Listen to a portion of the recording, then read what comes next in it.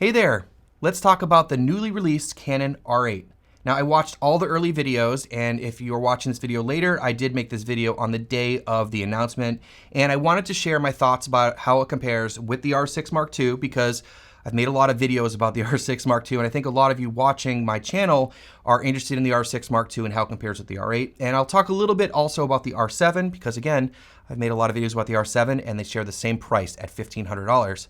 Now, I don't have an R8, obviously, but I've extensively tested the R6 Mark II, and there are a lot of similarities with that. So I feel like I'm in a good spot to talk about the R8 based on what I've seen so far. Now, Canon also released the R50 and 2 new kit lenses, but I'm not going to be talking about those in this video. I will talk about that in the next upcoming podcast. That's right, start a new podcast with my buddy Brandon Talbot. It's called 16 Stops. Talk all about camera gear, filmmaking, content creation, all that kind of stuff, and we'll get into more of those details in the next episode. There are links down below for you to check out the new channel. I highly recommend you do that. The first episode's up already. All right, so basically the R8 is an R6 Mark II in an RP body. So if you're not familiar with the RP, it's one of the first full-frame mirrorless cameras that Canon put out. It's a more entry-level camera, smaller body, all that kind of stuff. But this R8 will be very similar to the R6 Mark II, but they stripped out a lot of features, but got the price down to $1,500. So it's $1,000 less than the R6 Mark II and well under that $2,000 price tag, which I think is really important to make it very competitive and be relevant to a larger market. Now, I'm not 100% sure on all these details because I definitely saw some discrepancies between the people that made early videos and some of the specs that I saw in B&H Photo, but I'll do my best and I think I can give a pretty solid opinion about the R6 Mark II against the R8. So I already mentioned the price of $1,500, and you can also get it with the new RF 24-50 kit lens for $1,700, and I think price is the main driver in this camera design and the marketing and all that kind of stuff. So what are the differences between the R6 Mark II and the R8? Well, first of all, they do have the same sensor, and we'll get into a lot of the similarities, but first of all, no IBIS. Now, this is actually, in my opinion, a very big deal for both photo and video. Now, for photo, IBIS can be very handy because it allows you to slow down the shutter speed in darker situations. But for video, I think this is really important because when you're trying to sell a inexpensive full frame camera, it's going to be going after a lot of content creators and stuff like that. And not having IBIS in such a small, lightweight camera is going to be very tricky. And I think that's a big omission. Now, there are some situations, which I'll get into later on this video, where I think the R8 will be a good pickup for a lot of people, but no IBIS in this camera. And I think that's a big omission. Also, there's no mechanical shutter, which is, in my opinion, again, a big difference between the R6 Mark II and the R8 for photography. It only has one card slot and it's located in the battery compartment, which again, I really like having 2 card slots for dual recording. I use that all the time for client work if you're doing professional stuff. And I hate how when it's in the battery door, it's a lot harder to access, especially if it's on a tripod, those kinds of things. It has a much smaller battery of the Canon RP, which will give you probably half the battery life, and this is a real inconvenience. Yes, you can carry on a lot of batteries. Yes, you can rig up the camera, but for convenience sake, like having a small battery, is such a pain. Also has a smaller and lower resolution EVF than the R6 Mark II. It does have the same LCD screen, but in my opinion, the R6 Mark II EVF is just okay. So having a smaller one with less resolution, I think is definitely a big downgrade.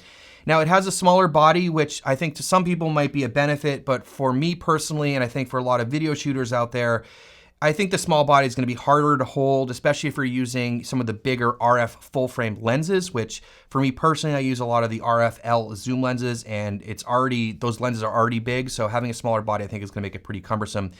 There's also no 6K RAW external recording on the R8. Well, the R6 Mark II has that, and as of recording this, there still is no firmware for the Ninja V to be able to do that, but whenever that does get released, you won't have that opportunity on the R8. There's also no joystick control on the back for selecting autofocus points. There is a 2-hour recording time limit in 4K, and there were some discrepancies about this, but 2 hours, I don't know why they put that in there, but it is in there. I think 2 hours is, most people aren't recording for more than 2 hours for anything, and the battery will die probably in an hour or less anyways, but it's just silly that they put that in there. Now, there is some recording time limits in the 1080p slow motion modes. I think it's like 20 or 30 minutes, But again, who's shooting 1080p 120 and 1080p 180 in longer than 30 minutes, especially because you can only get the file spitting out in a 30 frame per second form, and there's no audio recording, so it's just kind of weird. Again, the 2-hour record limit is still just pretty weird in my opinion. So those are kind of the main differences. Let's talk about some of the good stuff that you get in the R8. So first of all, you get the same sensor that you get in the R6 Mark II, which is a full frame 24.2 megapixel sensor, gives you a 6K oversampled 4K up to 60 frames a second. And it has the same autofocus as the R6 Mark II, which is Canon's newest and most improved autofocus system with auto subject detection and all that kind of stuff. So you're gonna get some great autofocus performance in both photo and video. You do get the same codecs as the R6 Mark II, so IPB and IPB Light. You also get false color, which frankly, I think it's pretty interesting that they did include that. Now, it doesn't have IBIS, but it does have a digital stabilization, and this does crop in like most digital stabilizations do. You can't use this for photos. Now, I've used Canon's electronic stabilization. I don't know if it's the same system, but in cameras like the C70, I find it works pretty well when you're using it with a lens that has stabilization in the lens. But for me, that's kind of works because it's a heavier camera, and so it gets rid of some of those micro jitters just because of the heavier camera. In a very lightweight camera like the R8, it's not going to work that great. So I would say you got to be really careful about hand-holding video. You're probably going to want to use a gimbal, and then you're raising the price of your kit anyway. So again, back to the issue of not having IBIS. It does have 1080p up to 180 frames per second, like the R6 Mark II. In my testing, the slow motion didn't look that great. The 1080p 120 and 1080p 180, and also had some autofocus issues in 180 frames per second. So it does have all the same frame rates, resolutions, and codecs as the R6 Mark II. Now, it also has vertical video mode, which I saw on the B&H Photo website. I'm not sure exactly what that entails, but I know that, Sony, when I shoot vertical, it automatically spits out a vertical video. When I bring it into my NLE, it just shows as vertical video, and it works great. I don't have to do any modifications. So curious about that mode, but it's gonna be very handy for content creators and people making vertical content. All right, so what about overheating? Well, from everything I've seen, no one's complained about it, but no one really had the camera for extensive testing. I'm always curious about overheating performance on cameras that have oversampling and don't have a fan in them, like the R8. Also, the R8's a smaller body, so I'm curious about the heat dissipation compared with the R6 Mark II. The R6 Mark II, I have no overheating issues using 4K 24. Let's talk about lenses for a second. So of course, most of you know that Canon has eliminated third-party manufacturers from making lenses for their RF mount in terms of autofocus lenses. So very limited, especially in the lower price point, like we're talking about a $1,500 camera here. They do have a bunch of variable aperture zoom lenses, which really aren't that exciting. They also have the more entry-level full-frame prime lenses like the 16, 24, 35, 50, and 85. But there needs to be more options, and we need more wide options. If they're marketing this for content creators, we need wider options. There is that RF 15 to 30 variable aperture zoom lens, but I think people are going to want some more options for that, especially for APS-C. I know we're talking about full frame here, but we need some wider lenses, please.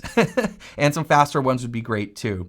And of course, the R8 has a micro HDMI port, which of course I expected to see in this camera, and I'm still going to complain about it because we need full-size HDMI ports. Well, that was a rundown of the kind of overall specs of the R8 and how it compares with the R6 Mark II. So now let's talk about who the R8 is for, or who should buy this camera. First of all, let's start talking about video. As I said earlier on, the omission of IBIS, I think, really limits the use cases of the R8 for content creation, running on filmmaking, stuff like that, without having to rig up the camera. Most of the time, you're probably gonna wind up using a different camera, but it does have a very low price point. But there are a few situations where I think this can really be a great addition for some people. And first of all is in a studio setting. So as long as the camera doesn't overheat, I think this would be great in a studio setting. And I wanted to bring my friend Patrick on here as a tech reviewer who uses Canon cameras to talk about why he decided to pick up the R8. Hey Josh, thanks for having me on your channel. So why did I order the Canon R8? Well, I run a tech channel on YouTube called Patrick Rambles, and I do a lot of product reviews. And one of the ways to cut down a little bit on having to film a ton of B-roll is by setting up different angles. One of me talking, an overhead shot of the product, and one or two additional product angles. My main camera is the Canon R5, and I recently picked up this Canon R6 Mark II that I really enjoy as a B cam, but also to shoot some stuff in 60 frames per second. For any additional angles, I've been using the EOS R, but it has its quirks, It's a full frame camera, but it has a massive crop in 4K. The 4K is not that great to begin with, and I find it hard to match the colors. The R8 is looking very promising. Same sensor as the R6 Mark II, downsampled 4K, and most importantly for me, no crop. So yeah, I'm excited to try it out. Thanks, Patrick. I think the R8 will be a great addition to your R5, R6 Mark II setup. And definitely go check out Patrick's channel. He's a great tech channel. He's a really cool dude. I'll leave links down below for his stuff, so go check that out. And as I said before, I think there's going to be some limited use cases for the R8 in terms of video. It's not going to be great for vlogging because of no IBIS, or some run and gun stuff because it has a smaller battery. The no IBIS is again an issue. You're going to have to find lenses that have stabilization in them, which are usually larger and more expensive, and having that smaller body makes it a little more cumbersome. You're going to have to get a gimbal, all that kind of stuff, in which case you probably want to go for a different camera. Now, the RF 15 to 30, like I mentioned earlier, is definitely a possibility for vlogging because it has stabilization in it and it is fairly inexpensive. But I think that combination of internal electronic stabe without IBIS with that is not going to be as good as the stabilization you get in the R6 Mark II. The R6 Mark II stabe is not perfect on wide angle lenses. Most of you know about the wobbles, but it definitely performs really, really well besides the wobbles. So in terms of photography, this is an amazing photo camera. You're going to get great image quality and outstanding autofocus. The R6 Mark II has a brilliant image, and I think this is really where this camera is going to shine, is for photography.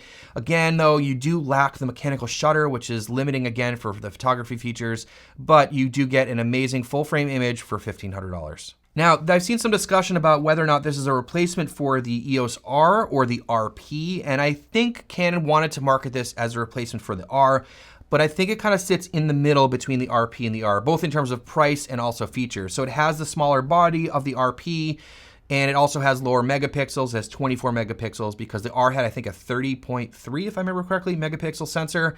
So I think it's kind of in the middle. It also has the smaller body, but it does have much better video features than the R, so it's just a new thing. It's the Canon R8. All right, so as I said earlier on in the video, I want to talk about the R7 briefly because they're both priced at $1,500. Now the R7 has a 32.5 megapixel APS-C sensor, so you have higher resolution, which is great for photos because you can have cropping potential there.